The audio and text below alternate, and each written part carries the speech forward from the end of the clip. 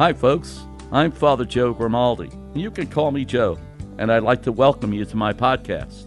But now, here's our host and friend, Ken Calvert. Hi, everybody. I'm Ken Calvert, class of 1969, and I would like to welcome you to the Father Joe Grimaldi podcast. The Father Joe podcast, proudly supported by our great friends at Hoot McInerney Star Lincoln 12 Mile Road and Telegraph in Southfield. Today, I want to talk to you about the Lincoln Driver Assist technology. It's called the Lincoln CoPilot 360, and it's so unique, so comprehensive, that Lincoln has trademarked it. That's right.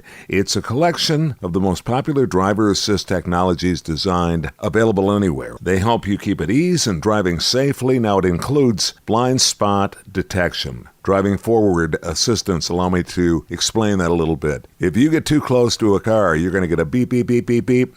Lane on course alert detection, which I love. For example, if you start to stray from your lane, you get that rumble strip feel you sometimes feel when you're in a construction zone. Rear view backing up, monitoring and assist, you love that. Parallel parking assist. Explore the 2019-2020 vehicles that offer Lincoln CoPilot 360 by stopping by Hoot McInerney Star Lincoln 12 Mile Road and Telegraph in Southfield, home of the Star treatment. Well, as you know, by the way, I'm just going to include just a little bit of this selfishly, if you don't mind. Sure. My 50th high school class reunion is coming up in about 2 weeks. 50 years, Brother Joe Grimaldi. 50 years, Father Joe Grimaldi. You'll be saying Mass. We are going to have our reunion at Brother Rice High School. So, as an aside to what we're going to talk about today, I just want to ask you right now, are you ready for the greatest class ever in the history of Brother Rice High School? I'm working on it. Are you? Yes. Are you praying over it? Praying over it. Well, you just... But I will be there. Oh, I know you will. You really don't have a choice, do you? I guess you do have a choice. We all have a choice. Well... Where are we living? Well, I know that. Now, the boys don't want to hear that. They do. They want to hear me. No, they want to hear you just say, I have totally cleared my schedule. Nothing at all. Nothing would ever keep me from being at the class of 1969, the 50th reunion, being with the Warriors. Hail our Warriors, hats off to thee. To our colors true, we will ever be. Orange and black united we stand, working ever, failing never. Warriors, we think you're grand. G-R-A-N-D. And I was, by the way, the Brother Rice You were mascot. the chief. You were the chief warrior. Actually preceded now, ladies and gentlemen, by a surgeon, Fremont Scott. A lot of people credit me with being the first ever mascot. Okay. And by golly, I had a blast. Terrific. But now, was he here locally or is he away? I believe he was here locally in the area. And I don't know, but I as part of the process here, I will find out before our reunion. But for those of you listening going, why would we care about that? Because it's that class, that high school, this gentleman across from me, where the contact happened. And that's why I took the idea of doing a podcast to Father Joe some 2 years ago. And all I said to him was, what is a podcast? And you have become such a pro. He's a floor director now. He counts me down. He does the 3, 2, 1. It's incredible. Incredible. To see how this man has morphed into one of the better podcasters on the planet. I'm sure. I'm Ken Calvert alongside Father Joe Grimaldi. And this, by the way, is podcast number 180.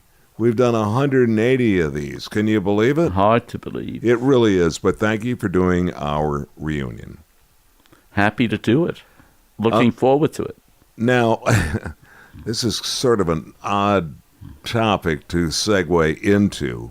The question that I have for you is, I was thinking about this morning. I've started doubting, I just wrote it down. I've started doubting my Catholic faith. Not necessarily me, just talking about people that have been regular practicing Catholics for a long time, all of a sudden starting to lose their faith. I read this morning. I feel like I'm losing my faith. This person explained that she used to have an intimate relationship with God, but now feels empty inside and has even begun to question whether God exists at all. She wanted to know how I recommend that she proceeds. It's not because of a scandal, nothing dubious or sexual. What do you say to a person that's starting to all of a sudden go, I can't explain it, I'm just starting to fall out of love with the Catholic Church? Well, first of all, I would certainly reassure her that she's not alone. A lot of people do it, and I do it myself. And there are times when I just wonder that I make the right decision. Should I be just doing something else because I don't like what happens to me? I pray for certain things and they never happen. And it's easy for us as human beings to lose sight of the way God operates because we think of God as, well, we think of him as a superhuman being, and he's a completely different entity. And so that we relate to this God, and the more we relate to him, all we think of is he's like us, but he's just much bigger. Well, he's not, okay? That's one of the things we have to erase from our minds. He's a completely different entity. And so that the way he operates is not the way I operate. And I have my own ideas and my own will to do certain things. He has the good for me in mind. I don't see that right away. And if I don't see that right away, I get frustrated. And I just want to do anything else but what I'm doing.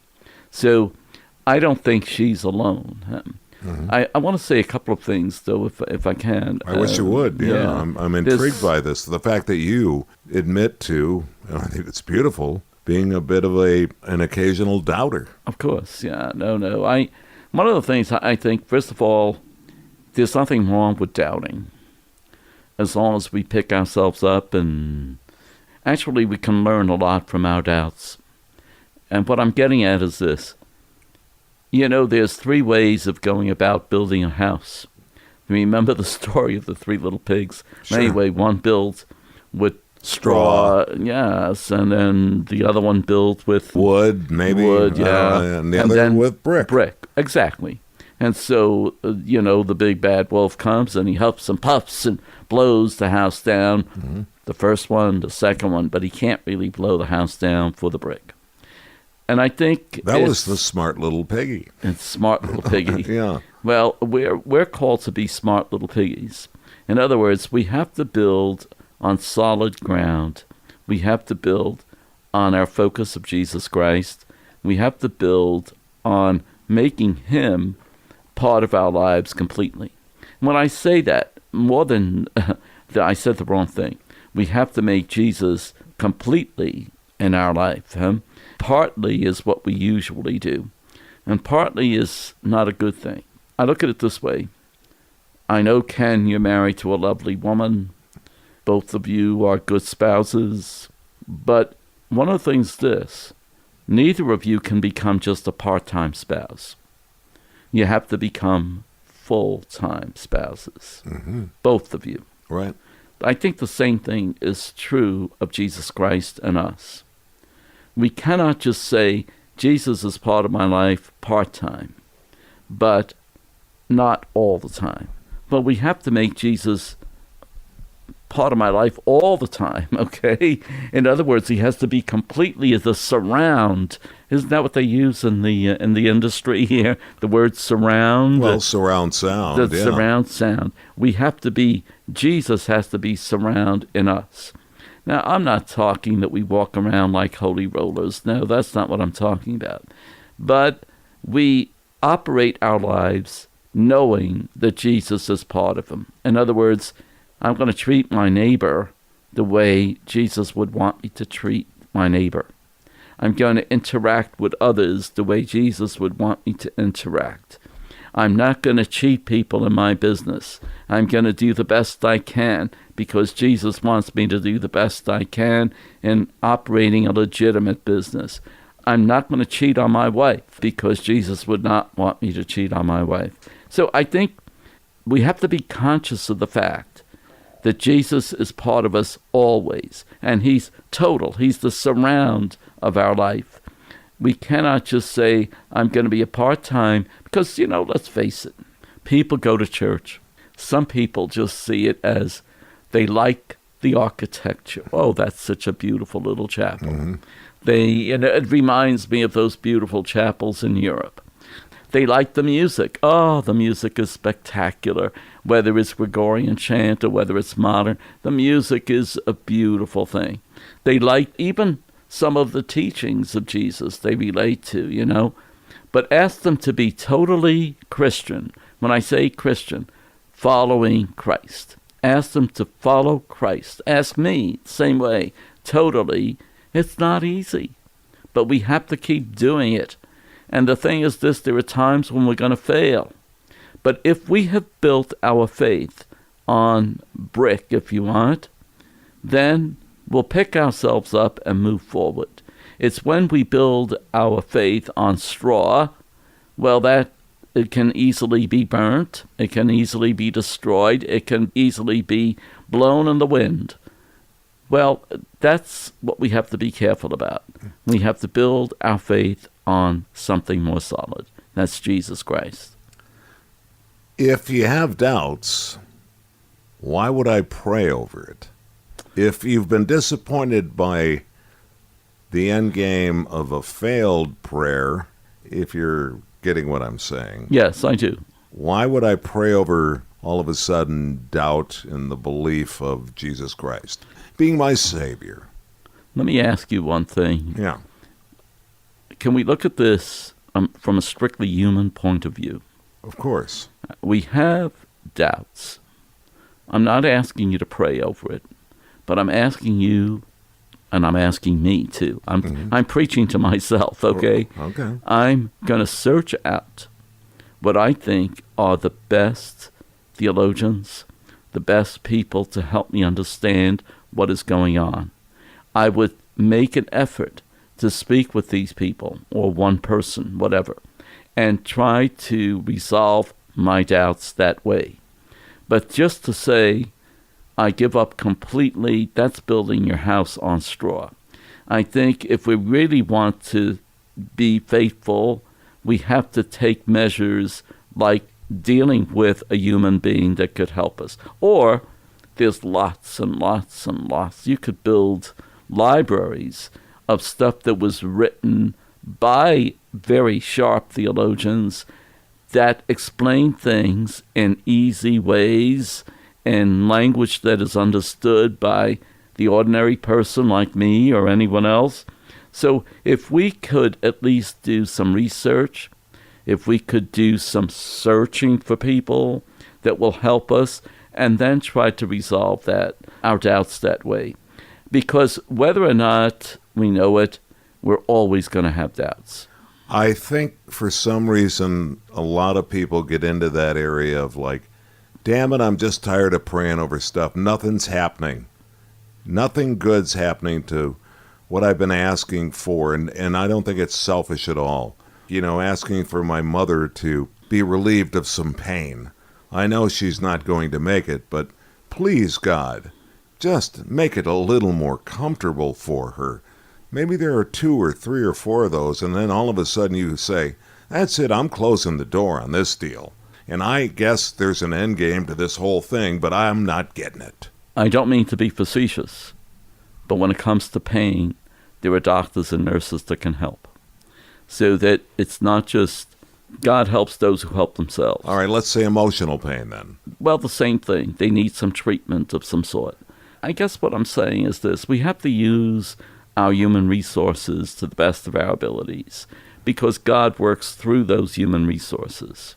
And I think people sometimes think of God as a wizard. Yes, like, that's why. There you go. I don't think that's the way it works. But no, anyway. But don't you think some people do? Of course. Oh, no. Probably more than not. I'm not denying that. That's why I say we treat God as a wizard. We treat God like he's a superhuman being. Yeah. He looks like us, but much bigger. In fact, he wears a cape in a lot. That's right. So the thing is this, that God is a whole different entity. Matter of fact, it's unidentifiable. It's an entity that we cannot see. And the only reason we can see God is through Jesus Christ, because he walked the earth that we walk on. And so by seeing what Jesus did, by hearing what he said, by reading what he said, then we get a glimpse of who this God is. But one thing that comes across is that God is a superhuman being. No, he's a different entity, different entity. I don't think people understand when you say deity, that he's No, not deity, entity. Entity. I think sometimes people can't do that. They can't. Well, he's not a human being. I know, but they can't separate the two, because so many of the readings, we're talking about the human being portion of Jesus Christ. Yeah. That one, the Jesus Christ that walked the earth. Right. That had sore feet. Right. That had a headache. Sure. Whatever the case may be. It's a hard scenario for all of us to, after all these years, to still put together in our heads, well, who is he and what is he? And it's still confusing. It's hard. Of course it is. And I agree with you wholeheartedly. I try to envision a figure who's like a beautiful grandfather, opening his arms out, receiving us where we are. Right. We're not all in the same area, but he loves us all. He loves the raggedy child in the corner and the big strong man here, and he loves us all, and he embraces us all. That's the kind of God he is, but he doesn't think the way I do, and that's one thing that we have to keep in mind. He's given each one of us free will, and we can do what we want with our free will, and sometimes it doesn't work to our benefit when we do things that we're not supposed to. You put so much emphasis on free will. You've used it. I don't know if you realize this. No, I don't. You use it a lot. Okay. You say it a lot. You put a lot of oomph. Well, I just think of it as a beautiful gift. See, I think of God as basically, I think everybody at some point lays in bed or wherever it might be, or in church, and imagines what to expect. What do I expect when I pass and I finally meet my Maker? I expect, I hope that it's just a beautiful moment. I want to imagine my mother, my father, my aunts, my uncles, all of the people that I ever had such great relationships with, alive and well and healthy and happy, and saying, come on, man, now we just continue and we don't have to worry anymore. Now we just get to do wonderful things. Ken, you and I agree. So there's nothing I could say that's bad about what you said, because that's ultimately our goal, is to arrive in the next life where all things will be beautiful, all things will be good, all things will be healthy. But basically, this God of ours has that planned for us. I believe that. Yeah. Now, when I say that, it does require faith. I'm not trying to put aside the idea of faith. It does require faith. But it's so easy for us to give up on our faith when we get frustrated, when we begin to think, well, he's not listening to me. He's listening, but in a different way. He wants good for us. Maybe what we're asking for is not going to be to our benefit. We don't know that. So I think we have to realize that he doesn't act immediately on what I'm saying or doing, but he's given us the free will. He wants to see the best in us, and he wants to greet us at the end of our term on this earth. We could go on and on and on and on. I have so many questions right now that I could just go on and on and on forever. Time prohibits it. Make it simple, stupid, okay? Yeah. What's my first step if I'm starting to feel as if I'm a doubter? My first step then would be to either search for an individual who knows a lot more than I do and try to resolve the doubt that way, or find out what literature is going to help me, and look for those books, if you want, or journals that will help me come to some sort of a solution. But what if I wanted to go to Father Joe Grimaldi? I wish I were that knowledgeable. But anyway, I would be more than happy to work with that person. You're the person that I would go to. You flatter me. But anyway. Okay. Thank you. To be continued. I'm Ken Calvert, alongside my good friend, Father Joe Grimaldi. We will see you next time on the Father Joe Grimaldi podcast. I look forward to it. Take care. This is Father Joe Grimaldi, and I look forward to seeing you next time on the Father Joe podcast. If you'd like, you can email us. It's frjoepodcast@gmail.com. That's frjoepodcast@gmail.com. We're also on Facebook. Simply search Father Joe Grimaldi.